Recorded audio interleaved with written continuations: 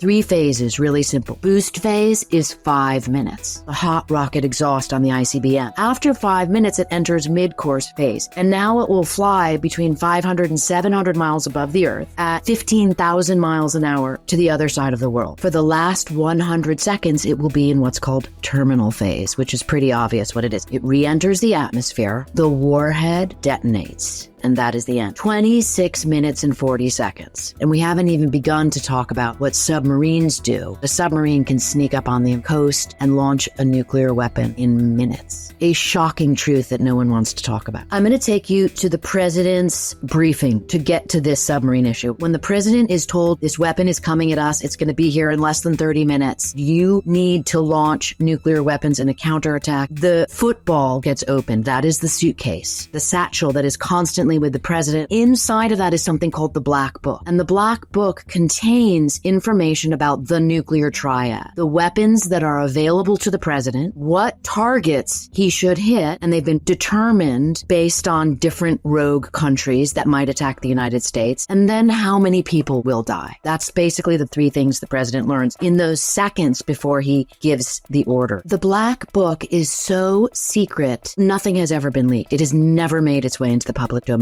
A few individuals have spoken of it. A mill aide once talked about how it was like a Denny's menu. That's how he described it. And you choose, I'll have this with that and give me a that on the side. The nuclear triad is what we're getting at here. We have 400 ICBMs. We have 66 bombers. We have 14 submarines. The president can use all 3. The bombers are the only element of the triad that can be recalled. So they're almost certainly sent out first. But they will take several hours to get where they're going, and by then this will all be over. The ICBMs, once launched, can't be recalled. They are known to be the first weapons to be used because they will involve what is called use 'em or lose 'em strategy. Because the location of our US ICBMs are public domain, they will be the first targets hit by the Russians. Our submarines zooming around the oceans ready to launch.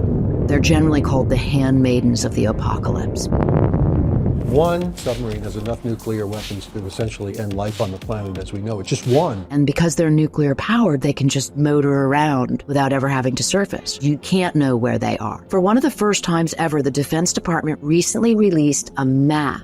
And it's just shocking when you realize how close the submarines, both Russia and China, can get to America's coast. You're talking about minutes.